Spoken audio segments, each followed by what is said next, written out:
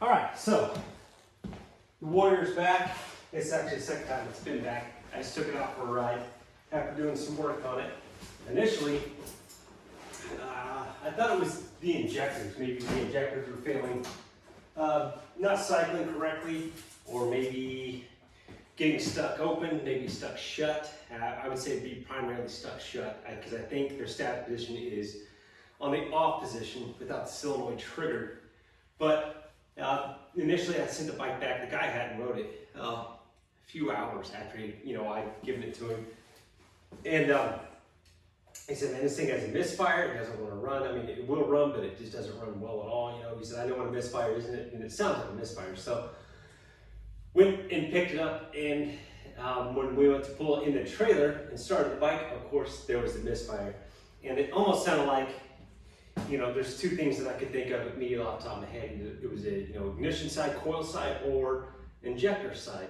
So when I brought it back here, got it, rolled it out of the trailer, and set it here, there is a diagnostic setting, access on the bike itself with the select and reset buttons and the ignition on and off, and then your kill switch. So I ran it through the diagnostic side, and what it'll do, it'll go through and it'll check a few things. It'll see your parameters of what is there at the engine temperature, atmospheric pressure, things like that. But 5 things that I was concerned with: throttle position sensor, what the 0 setting was, what the maximum throttle setting was. Number 1 injector, which is the rear. Number 2 injector, which is the front. Also with the coils, so you can test both coils. And that was my biggest things, and see if it threw any error codes. Because the check engine light wasn't on, not flashing, nothing. You can also check that as well. I did have one code, which is for the decompression solenoid. And we know that's a problem that we're not going to fix right now, because as far as functionality of the bike, it could function without it, even with it having issues. So I did check the injectors, and the rear injector, 2, which on that code list is 37. 36 is 37 is 36, which would be number 1, which is the rear. Triggered just fine. 37, which is the front cylinder, number 2. The check engine light would flash, and what happens is when it flashes in that sequence, you should hear the injector click. Well, it wouldn't at that time, so I pulled the fuel feed line coming out of the fuel pump out and put injector cleaner directly into the injectors, and put a separate line here. Capped it, that way I didn't have to drop the fuel injection pump, that way I didn't have to pull the wiring or the relay, and turn the system on to let that fuel injection cleaner go actually down into the injectors and cycle through. So after I did that a few times with the diagnostic setup, the front injector, number 2 on the list, number 37, it did start clicking like it should. So I thought, okay, we're good. So I hooked everything back up and fired the bike, and the bike seemed to run like it did before the misfire. And took it down the road a few times, no problems. And so I call the guy up and I say, all right, it's ready to go. I think we're good. Come pick it up and take it from there. Well, he makes it no further than a block down the road, and the bike immediately starts misfiring again. So he pulls it back up here. I immediately check the codes again, check the system over, and both injectors were clicking. Number 1 is a little bit deceptive on it, which is 36, which is rear cylinder. It's a little bit deceptive. It doesn't sound as loud, but it is definitely clicking with the engine light. So brought it back in here, and what I did this time is put a fuel pressure gauge in between the feed side of the fuel pump and the injection feed rail here, because it's internally regulated. I wanted to see what the fuel pressure was coming out. So I teed that in and set it here static, and the fuel pressure had dropped quite a bit. It's supposed to be 45 to upper 50s on the feed side going into the injectors before it hits regulated to the injectors. So it was quite a bit low on that, and so I cycled the key on and off a few times, and it would actually drop a little bit more. So it got down to just below 20. So I was thinking maybe 18 to 20 PSI static. But if you fire the bike and run the bike, it would come up by 5 or 6 PSI. So I basically took a gauge and fastened it to the tank. That way I could actually see the readout as I rode it down the road under load. And the fuel pressure, it never got above 25, 28 PSI maximum. And that's when it did it again, had that misfire. Because it's set here and runs statically just fine, no problem. You can rev it up, no problem. As soon as you go down the road and put a load on it, that's when it would have the issue. And you look at the fuel pressure and know the fuel pressure was half of what it should be. So, knowing now, needs a fuel pump. So on this particular bike, you have the tank here, of course, but down in here, there's a reservoir below the seat. That's where the fuel pump is stored. So you have the fuel up here, and you also have an additional half gallon. So when you see the fuel light come on, that's usually because all the fuel has come out of the tank and you're only running off the reservoir from then on. So half a gallon, give or take. So I researched that pump. It's a Mitsubishi pump, and it's common to a lot of vehicles. This one particularly was spec for a Geo Tracker.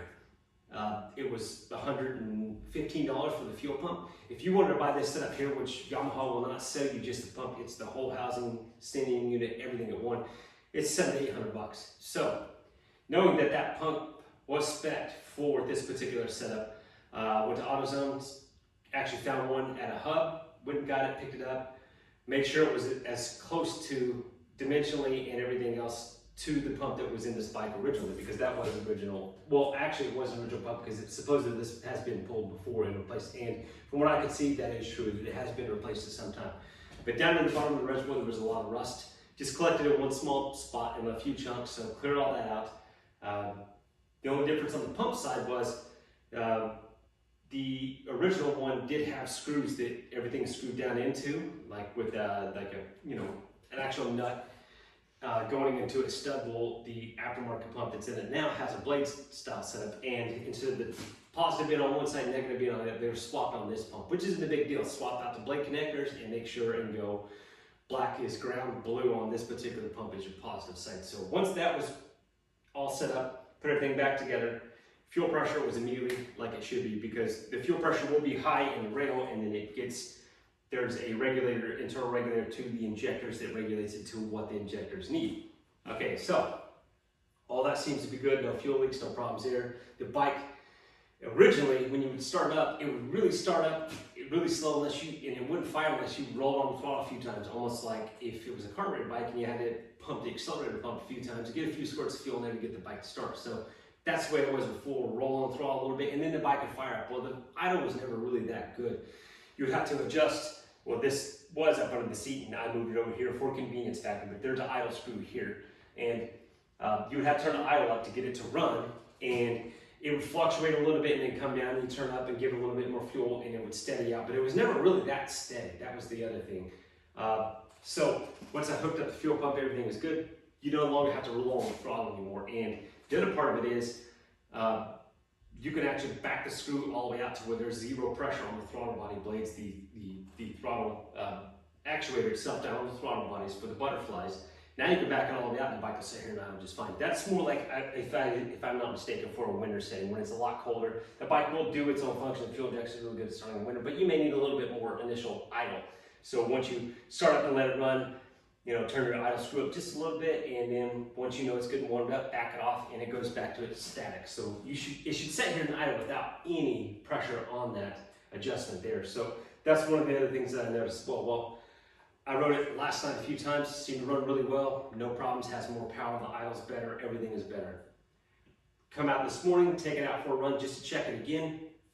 It starts having an issue, but this issue is a lot different than what it was before. Still a misfire, but a lot more blatant, a lot different on that end. Well, what I noticed is on the return side here, so you have your fuel feed side here as far as coming out of the pump goes for your supply and return. Supply side, well, on the return side, there is a regulator there too to regulate fuel going back into the reservoir to dump fuel back out from the injector side. And what I noticed is the fuel pump sounded just fine, but it sounded like the valve over here, the mechanical setup for the fuel regulator coming back into the tank from the injector side, it sounded like it was getting stuck open and fluctuating, because you could hear a hum in it, and there shouldn't be a hum. It's mechanical. It should be, you know, pretty quiet for the most part. So what I did is I pulled that housing loose and got the regulator out of it, sprayed some injector carburetor cleaner down in there, and then hit it with a little bit of air pressure out of the air tanks and cycled it a few times just that way.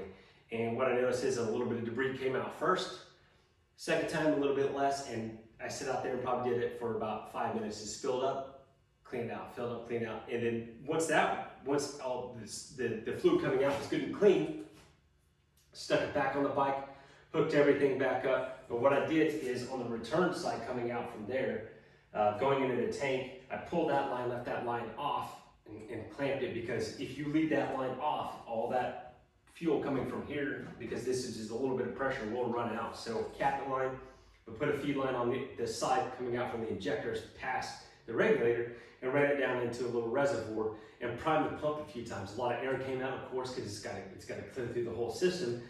But the sound of the regulator was a lot quieter, and it was on and off like it should be mechanically. So once I cleared that, I stuck the fuel line back on, clamped everything back up, started the bike sounded like it should. Idles fine, starts up fine, no hesitation. Let it sit out there and run for 5 minutes, just no load on it. Idles just fine. Put my gear on, went out and rode it, no problems. Come back, shut it off, put the fans on the bike to cool the engine down and get everything back to whatever the ambient air temperature is. That way we have it known zero as far as that. What's it run like when it's cold? What's it run like when it's hot? And I did that 3 or 4 times now on the bike. I said no issues since then. Runs good, idles good, starts up good. No fluctuation in the idle, even setting or coming up and clutching it and rolling to a stop. No stutter, no stammer, no nothing. So I'm thinking now I think I've gone through the whole system. I think we're good to go now. So I'll start it up now. Like I said, difference being before to now. Turn the ignition on with the key, key on, ignition on. As far as kill switch, don't have to blow on the throttle, and it'll sit here and idle just fine. Also, I did reset the throttle position sensor with the power programmer, because on the power programmer you can do that through it. If you didn't have that, you have to reset it manually on the side and do with an ohm reading, but you could also probably do it through the onboard diagnostic of this. But like with the power programmer, you can do it through the computer system on that side. So initial startup, like I said, no roll on the throttle, just turn the key on, turn the kill switch on, hit the starter, and let her start up. So here we go.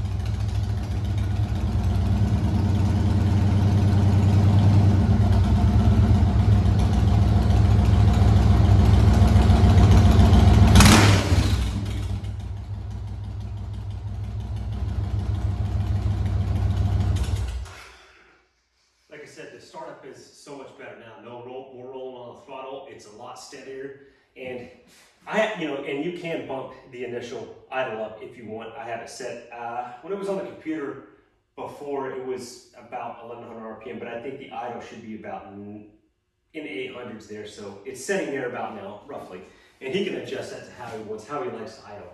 Like I said, if it's a very cold morning, you may have to bump the idle up just a little bit. And all it's doing is open up the throttle body, butterflies a little bit, to initially warm up the bike a little bit quicker.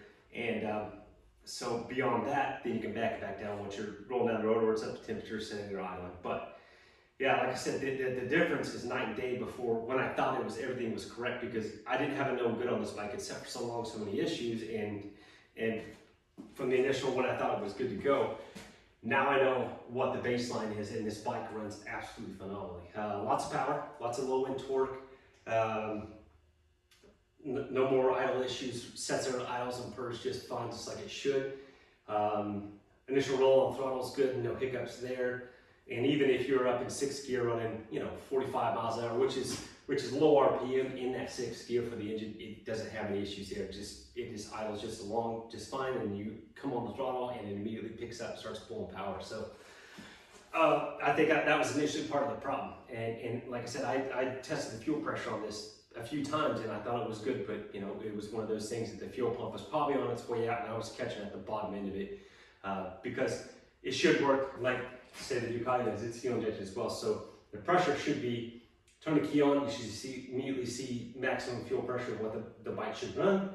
The fuel pump will turn off after that because it cycles throughout then.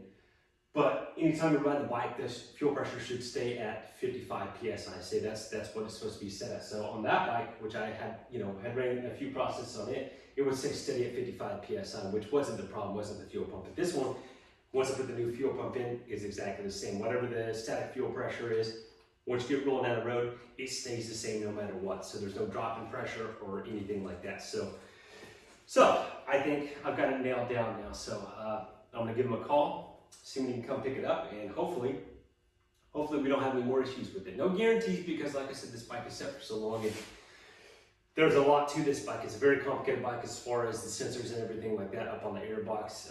There's pressure sensors, ambient air pressure sensors. There's 2 open recalls on this particular model bike. They will still do them. I don't know if they've been done on this bike. What you'll have to do is call Yamaha, give them your VIN number, and see if they performed them. One is the throttle position sensor, which is one thing, and the crankshaft position sensor. Both of those are open recalls. They'll replace them for free. You just gotta give them the bike, have them replace them, and then go on. If they haven't been done, I would say recommend absolutely get them done on this bike, because it's free, it's a known issue. Get them replaced, that's one less thing to worry about. The bike has, at the moment, 50,446 miles on it. So, I mean, possibly it's hadn't done, I don't know. I really wouldn't know. That would be, like I said, call Yamaha and run the VIN number and see if it's been done. But so far so good, so hopefully it'll be good to go for now. And we don't have any more issues with it. So, like I said, runs a lot better, idles a lot better, power's a lot better, everything seems to be better across the board. So, just a little bit of hiccups to get to that point. So, hopefully, like I said, we're good to go on it. Thanks for watching the video.